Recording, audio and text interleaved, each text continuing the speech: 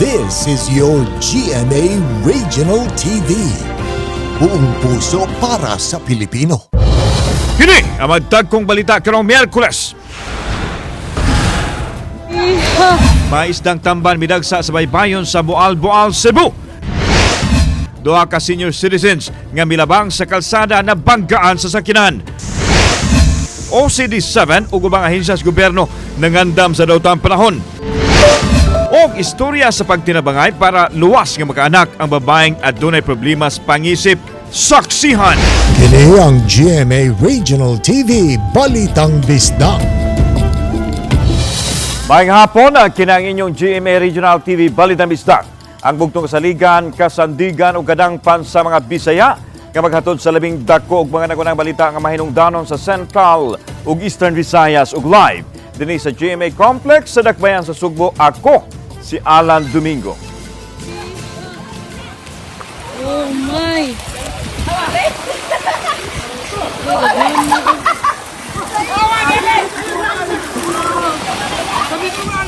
Nalingaw kini mga tao nga namunit sa mga isdang tamban nga naabot sa baybayon sa Basdiot sa panagsama lungsod sa Boal.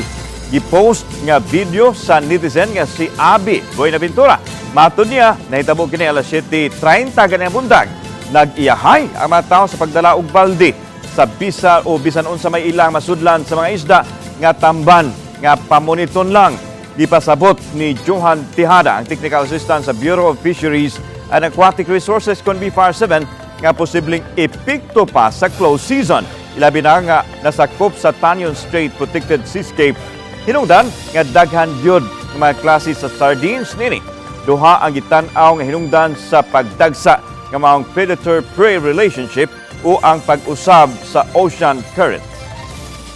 No, so kung doon na sila, ang isa ka school maguna na bukon maguna sa predator, so ang gawas ma-disoriented sila ba. So usa na siya sa reason nga mabit sila sa shore. Now ang isa pud ka rason ana is usahay ang dagat mo change ang iyang temperature or ang iyang ocean currents, no.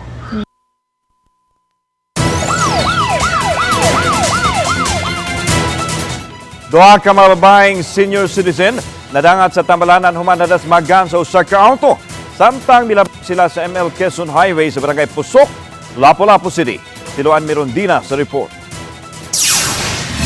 Daling gitabang sa mga personnel sa Lapu-Lapu City DRRMO kining managsuon nga mga senior citizens human madas magi sa usa ka pribadong auto.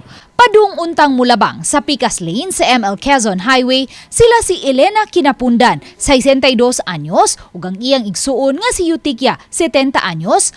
Pasado alas 8 kaganihang buntag aron unta mo sakay og jeep paingon sa Barangay Look kay mag-prayer meeting. Niadtong higayuna, nagdulhog sa Marcelo Fernan Bridge paingon sa airport ang 57 anyos nga aircraft engineer luwan sa iyang auto. Wala siya kabantay diri kay na may sakyanan mo to gikan sa ubos kusog-kusog gyud ang dagan. Pag namo to na igo niya ang duha ka kwan nga mulabang unta didto sa Picas Lane. Gikatahong mihangyo pa ang aircraft engineer sa mga traffic personnel nga unang nakaresponde sa dapit nga gikinahanglan siyang makaadto dayon sa airport tungod sa kamahinungdanon sa iyang trabaho. Apan gipugngan lang una siya tungod sa iyang tulubagon sa duha ka mga senior citizens. Miuban ra hinuon siya sa traffic investigator ug mikooperara usab sa investigasyon ug nagkaabot sila sa mga anak sa mga biktima. Sa inisyal nga kasayuran nga nakuha sa RTV Balitang Bisdak, menos ra hinuon ang mga samad nga nahiaguman sa 70 anyos nga si Eutikya. Apan tungod sa iyang pangidaron, gipaubos una siya sa mga test ug x-ray aron masiguro ang iyang kahimtang. Samtang ang 62 anyos nga si Elena, ang gikatahong nahiagom og fracture kun bali sa iyang lawas. Matod sa usa sa mga anak sa biktima nga sa pagkakaron wala sila'y planong musangat og reklamo batok sa aircraft engineer nga nakadasmag sa ilang mga inahan. Kay misaad man kini nga abagahon niya ang mga gastuhan sa tambalanan. Sa mga biktima, lakip na ang tambal nga gikinahanglan hangtod nga maayo na sila sa ilang nahiaguman. Siya na mo nga sabot ni sir katong nakadisgrasya sa ako ang mama kay mukuan gid siya mo shoulder gud siya sa tanan nga expenses. Kung moabot na ang panahon nga murag di na bitaw kay sila mutuman sa ilahang mga gipasalig namo sa karon namo sa among gipanotaryo. So mapugos gid mi nga maabot ana nga sitwasyon. Ang aircraft engineer sa iyang bahin nagdumili pagluwat og pamahayag at ubangan sa kamera. May pahimangno hinuon ang traffic police sa mga motoristang malambigit sa disgrasya sa kadalanan. Once makasata sa karsada, naging tayo responsibilidad na bibindo wala pa na ito makuha kisay sad ano kuan sa kung sa lain nga senaryo, at least muhunong gid unta sila nga mo cooperate lang sa mga first responder na to. Uban ni Marlon Malgazo, Luan Merondina, Balitang Misdak. Usa ka 62 anyos nga tricycle driver ang namatay sa disgrasya sa daan sa Barangay Tulik, lungsod sa Argao, pasado alas 8 sa gabi sa pakisusi sa Argao Municipal Police Station nga nagsumay sa outermost lane ang tricycle ug mipaingon ang tricycle sa ug wa mabantay nga nagtapok nga graba sa bus daplin sa daan. Tungod ini, naatras ang tricycle balik sa daan nga naatol usab sa pag-agi sa bus nga kusog kaayo ang daga nini. Naigo sa bus ang luyong bahin sa tricycle nga maghinungdan sa pagkalimbuwad nini. Napasok ang driver sa tricycle ilawom sa bus. Gidalas na malanan ang driver sa tricycle apan gideklarar kining dead on arrival. Kasong reckless imprudence resulting to homicide and damage to property ang atubangon sa bus driver. Tropical depression sa gawa sa Philippine Area of Responsibility nagkakusog samtang nagkaduol kini sa nasod. Samtang Office of the Civil Defense 7 nakigtigom sa nagadiyang ahensya sa gobyerno o mga LGU aron kapangandaman ang epekto unya sa kusog nga mapag-uwan dala sa maong bagyo. Siluan meron din na adunay live update kabahin nini. Bye.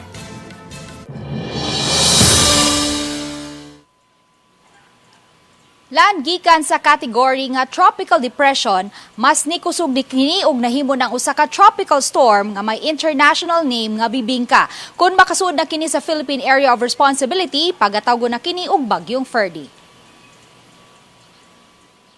Katapusang nasigpatan ang tropical storm Bibingka sa gilayon nga 1,800 kilometers east-northeast sa Eastern Visayas. Karong Biyernes o Sabado, gipanglantawang makasud na kini sa Philippine Area of Responsibility. Ug samtang magkaduol kini sa nasod, gipaabot nga mas mukusog pa ang tropical storm Bibingka. Si Tropical Storm Bibingka napamin sa kadagatan, so within the next few days napa sa dagat, so makahunat pa siya.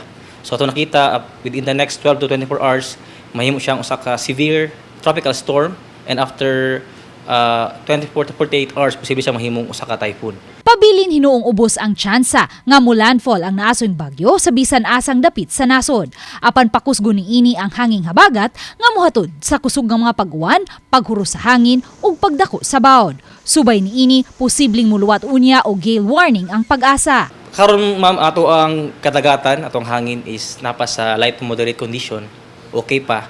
But ato nakita karong gabi magsugod na natin mas sinatip na mga pagkusog sa hangin, kumikan aning pagkusog pod sa habagat. Ang Office of the Civil Defense Region 7 ug nagkadiyang ahensya sa gobyerno ug mga LGUs mihimo na og pre-disaster risk assessment.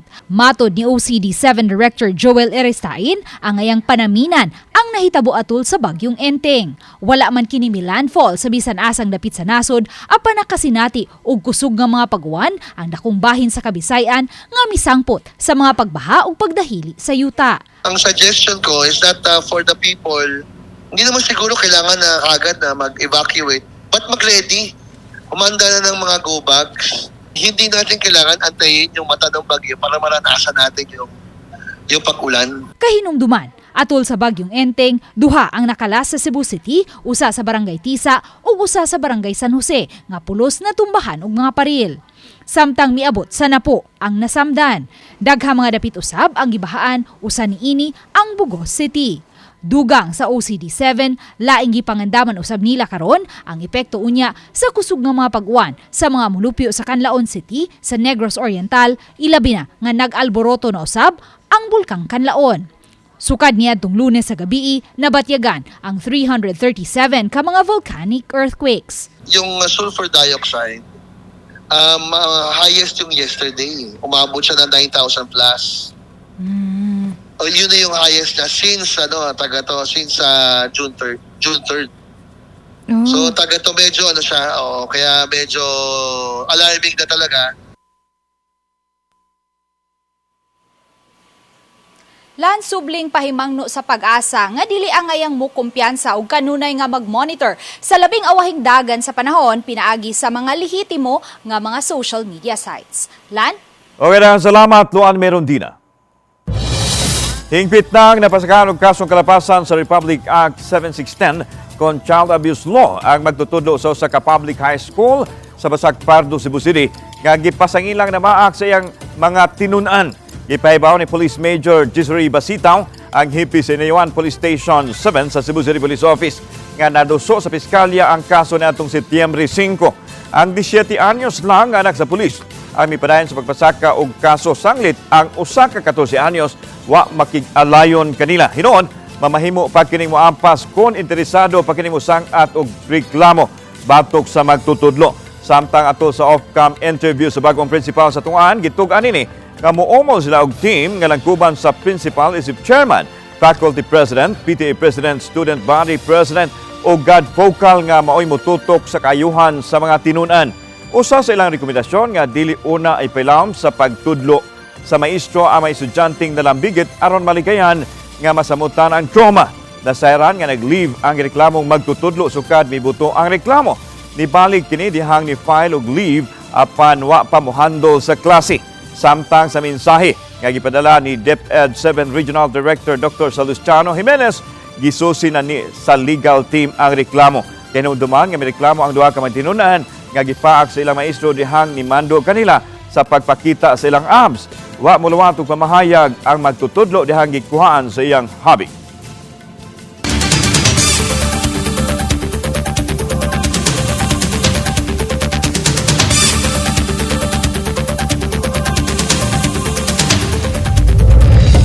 Kini ang GMA Regional TV Balitang Bisdak.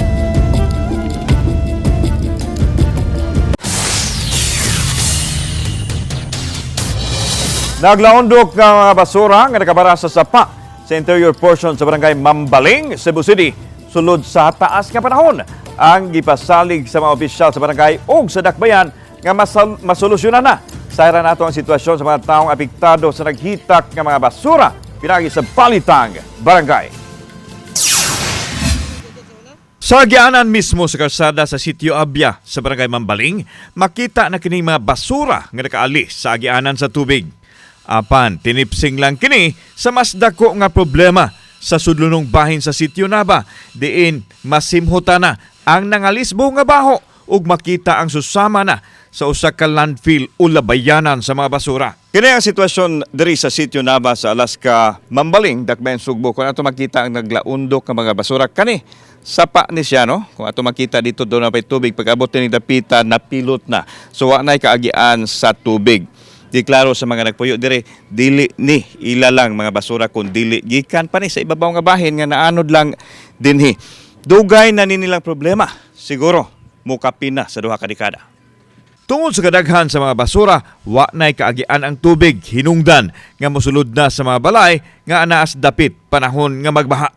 Sagad sa mga balay, mi-adjust na lang sa sitwasyon diin gitukod ang ilahang balay nga adunay silong o tag-as ang haligi aron dili sila maabot sa tubig o duga sa basura. Naanad na sila sa kabaho sa ilahang palibot apan nabalaka ang mga mulupyo sa epekto nini sa ilang panglawas ilabi na sa mga bata. Busa hangyo nila sa gamhanan ang konkretong lakang nga pagsulbad sa suliran. Ay, itabang ba para makuhan ari, mga basura? Kaloy, mga bata. Oh, masalod tanan dire. So gikan mi dito si babaw. Kung na magkuhan dito, gikan, padong diri, ma'am. So inigbaha. Ana, puno kayo, kutob diri sa simento. Ang masolbad among problema sa basura sir nga kanang dili na lang sila patakaglabay ba kay maari man gud diri sa amuay labi na mag-uwan nga magbaha mo ang tubig makandos diri nya hastang mga basura nila. Uban ang mga opisyal sa barangay giadto ni Cebu City Acting Mayor Raymond Alvin Garcia di nasaksihan niya ang kahimtang sa dapit. Matod sa barangay kapitan nga hawanan ang agyanan sa tubig pinagi sa pag-relocate sa 21 ka mga struktura nga nagbarog sa sapa din andam na usab ang ilahang balhinan. Ni Mando si Garcia nga himuon kini sa labing dali nga panahon aron masugdan ang pagpalapad o pagpalahom sa sapa. Amo yung paningkamutan nga ato ning mapahilo na og tarong og ato ning malimpyo diri. Nami programa diri nga ang ilang 5 kasako ilisda na mag 5 kasakong bugas. Nangita pa lang ko og sponsor sa mga bugas. Kini nga area, mas grabe ni nga area diri. Pero di man gud makasulod ang atong mga ekwipo kay tungod na ay mga informal settlers diha. So among ginegotiate nga kaning 21 ka balay ato na ning mabalhin kay para malimpyo na kini nga area. So Sa pangutana, kung aduna may banawat ang mga pamilyang apektado unya sa clearing, kini ang iyang tubag. So we will look into this. I cannot answer you kung mo fit ba sa atong guidelines. Samtang gisugdan na dayon ang paghawas sa nakabara nga mga basura sa sitio abya gamit ang mga heavy equipment. Hagit sa mga opisyal sa mga mulupyo nga magtinabangay sa pagsulbad sa suliran sa basura sa ilang dapit. Kauban si Clover Lumayag, ako si Alan Domingo. Balitang Bisdak. Usa ka van nasunog samtang nagbiyahe kini sa Marigondon proper sa barangay Marigondon, Lapu-Lapu City. Alas 12 kagahapon sa Udto. Alas 12:03 na dawat sa Lapu-Lapu City Fire District ang alarma sunog ug hingpit kinapaong ang sunog pagka alas 12:10. Wala hinoy ginahon na angol sa mga hitabo apan nagbilin kini og 100,000 pesos nga danyos. Iapil na sa mga klase ang kampanya patok sa dengue. Kini ang proactive measure nga ipatuman sa Alaska Elementary School sa barangay Mambaling subay sa nagsaka nga kasos balatian sa dakbayan sa Sugbo. Sa ira natong detalye, nini report. Mas maayong managang daan kaysa maigo na ay hamulihok batok sa mga lamok nga nagdala og dengue. Kini gigamit karon nga prinsipyo sa bagong prinsipal sa Alaska Elementary School din gikitakda nilang i-integrate sa mga subject ang leksyon pagpakigbatok sa dengue. Tumong nini nga masilsil sa alimpatakan sa matinunaan kung unsa kakuyaw ang naasoing balatian ug kung unsaon sa pagpakgang nini. Hisgutan nila kini uban ang mga magtutudlo, mga ginikanan ug ang mga tinunan. Usa silang siguraduhon ang pagpatuman sa kalimpyo sa sulod ug gawas sa tunghan, ilabi na nga ang sapa nga nabulit sa basura haduol sa ilang eskwelahan.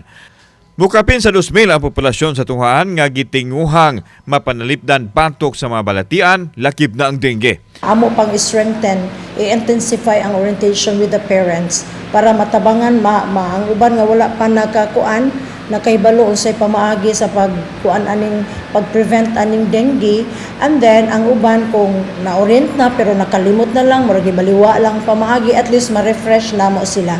Wala man malakip ang Alaska Mambaling sa mga dapit nga dunay daghang kaso sa dengue apan buot nilang magkasiguro.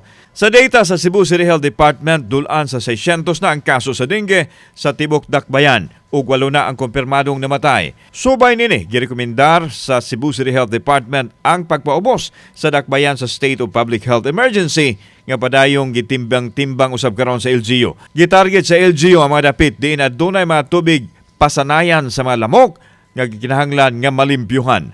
Kani siya breeding ground ni for dengue.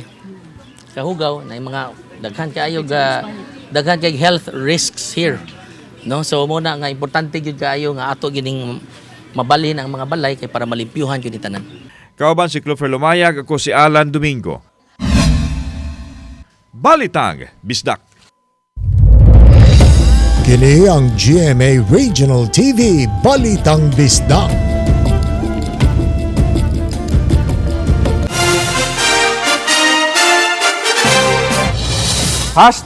#Spread Kindness ang ipakita og sayo nga mga pinaskuhan ang hatod sa mga staff sa Minglanilla District Hospital ug pipila ka mga sugbuanon sa 16 anyos nga kabus og mentally challenged ug sa anak nini. Ang detalye sa report ni Femari Dumabok.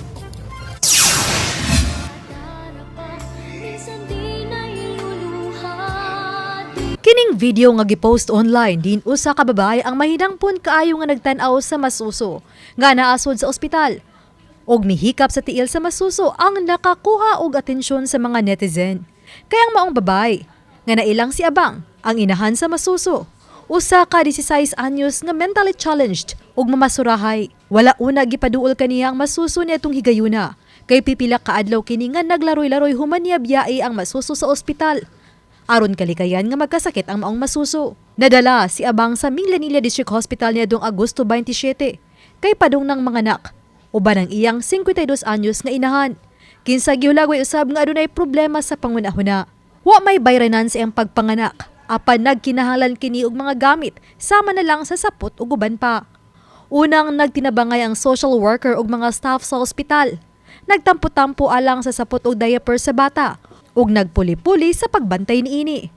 Hangtod nagpatabang ang social worker kang Minglanilla Konsehal JR de la Calzada. Kinsa pinaagi usab kaniya, nag-abot-abot ang mga tabang pinansyal ug uban pang mga panginahanglan nun sa masuso ug sa inahan niini. Luoy ko sa baby kay kun kami gatiman niya kun mo off ko adto sa station. Amulay balibala. So ang mga nurse pa diba? Oo. Ganahan mo sa damong nurse. Pag August 30, dito na nako nga na tabangan yung taon siya niya from mga netizens na to mo say nagtabang-tabang. Ug kay magkanunayan mang muduaw si Abang sa iyang anak nga naa sa ospital. Ila kining napasabot nga kinahanglan siyang maligo, gitudluan sa insaktong pagkugos sa masuso ug sa pag-breastfeed niini. Ang Minglanilla Municipal Social Welfare and Development Office ang nihimo og assessment kalabot sa pamilya ni Abang. Karon ma'am kay wala man joy modawat sa iyahang bata. So nagnangit nangutana pud mi asa iya mga igsuon. Nya nangaminyo naman pud niya wala na poy mahatag nga information ang mama. So mao to ma'am sa karon nga among gibuhat is nangita gid mig center nga mabutangan. Sa side pud ni Abang ma'am nangita pud bing mga center kung naabay mo dawat sa iyahang situation ba. Nagpatabang na usab si Dila Calzada sa kapulisan kung mahimo bang magukod ang nipahimus kang Abang nga minor de edad na, mentally challenged pa. O kung aduna ba'y tulubago ng iyang inahan. Ilabi na nga ikaduha na kining anak ni Abang. Ang unang anak babay, ang karon 2 anyos na ug anaa sa ilang paryente. Samtang naa pa na sa gawas ang kanang nagbuhat niya, possible pag yun si Abang mapahimuslan or it might not be Abang, it might be the same as Abang of condition nga dapat on the loose bitaw, so kailangan gini nato matagagos di siya. First thing that we should do is to find a complainant before finding the suspect kay o wala tay kumbaga probable cause pod nga mangita dayon og suspect if walay complainant. Maglisod man sa pag-istorya apan mapasalamaton si Abang sa mga tabang ug sa sayong pinaskuhan nga iyang nadawat ug sa iyang anak. Sa may kasturya nimo ngadto sa mga nitabang nimo bang? Mama, Abang. Uban ni Godfrey Relien, Femari Dumabok. Balitang Bisdak. Kini ang GMA Regional TV Balitang Bisdak.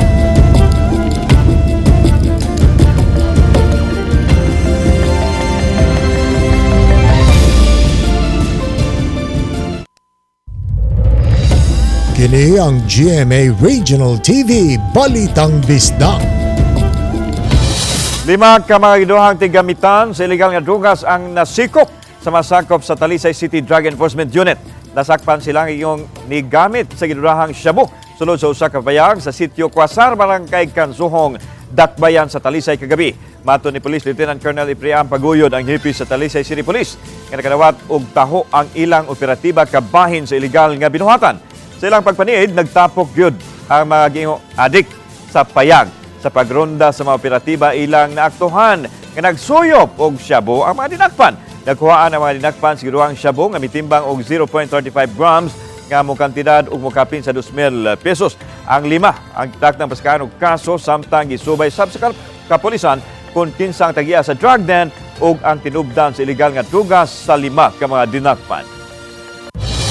Sa laing balitang barangay, adunay kapilian, kakuhaan karon og libreng supply sa tubig ang mga mulupyo sa Purok Batong sa Barangay Cambaro, Mandawi City. Karong adlaw lang giayo sa taga Department of General Services sa Dakbayan sa Mandawi ang puso sa Purok Batong. Tungod ini, makapahimos na sila sa konsumo sa tubig gikan sa water utility ug tungod ini usab maminusan ang ilang bayranan sa tubig. Awhag sa kagamhanan sa Dakbayan nga adunay Purok Development Office ang matag barangay nga kadangpan aron ipadangat ang mga suliran sa mga sityo. Gikalipay sa mga netizen o sa mga residente sa Bohol ang pagpasira sa Protected Area Management Board Konpambi sa Pungtod Island. usa ka sikat nga tourist destination sa lungsod sa Panglao, human mabalita ang pagpanamastamas sa gasang o coral. Lakip sa gidid-an ang mga bibisita sa mga turista sa Pungtod Island, sa Estaca Snorkeling Area ug ang Virgin Island Sandbar. Ang kasamtangang pagpatak-op sulod sa unom ka buwan ngadto na sa usa ka tuig o bakaha magagad lang hangtod nga maulian ang mga coral reef. Hinoon gitugutan gihapon ang pagpanginhas pag-agi sa mga bangka paingon sa Balikasag Island ug ang fish cage operation sa Danao United Fishermen's Association o DUPA. Gisusi sa kanhi Panglao Mayor ug Environment Advocate Dolorich Damalawan aron makita ang dapit. Sugyod sa usa ka residente nga alihan og buya ang dagat aron siguradong way makasud nga sakyanan. I-declare gid for a year or more, mubalik itong iyang kadaganon siyang isda. Kaya nabungto man ang ecological balance ani kay tungod sa kadaghan tao unya ang mga swaki o katong mga tuyom ug uban pang mga kinasod nga wa ng mga napita karon.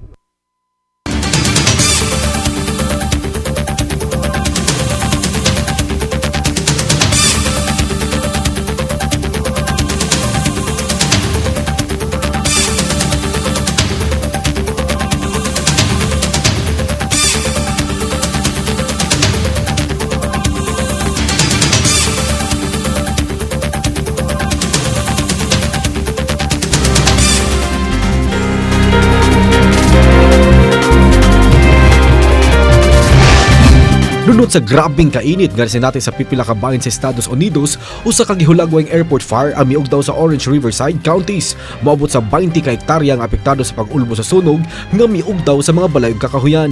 Nagpadayon na evacuation orders ug warnings sa libuan ka mga residente sa Rancho Santa Margarita area. Kagahapon alas 2 sa hapon, gipagawa sa mga otoridad ang expanded mandatory evacuation order sa mga lugar sa Riverside County human nabantayang mikatap ang kayo paingon sa dapit. Moabot sa 18 ka mga tawo ang namatay sa pagbaha nga epekto sa walay puas ka pagawan sa Morocco. Apektado usab ang mga ekstraktura sa kusog nga bulog sa tubig baha nga gikan sa kabukiran. Nakatala og 56 ka mga balay ang nangagusbat ug siyam pa ang padang gipangita sa mga otoridad. Nagpadayon ng rescue and retrieval operation human sa insidente. Usa ka nature-inspired early warning device ang naimbento sa mga eksperto sa pagpugong sa sunog sa kalasangan. Gitawag kini og PyriPod nga kung makabatyag og labihang init nga temperatura, mupadala kini og warning signal sa mga otoridad aron daling marespondihan og dili na makakatap ang kayo.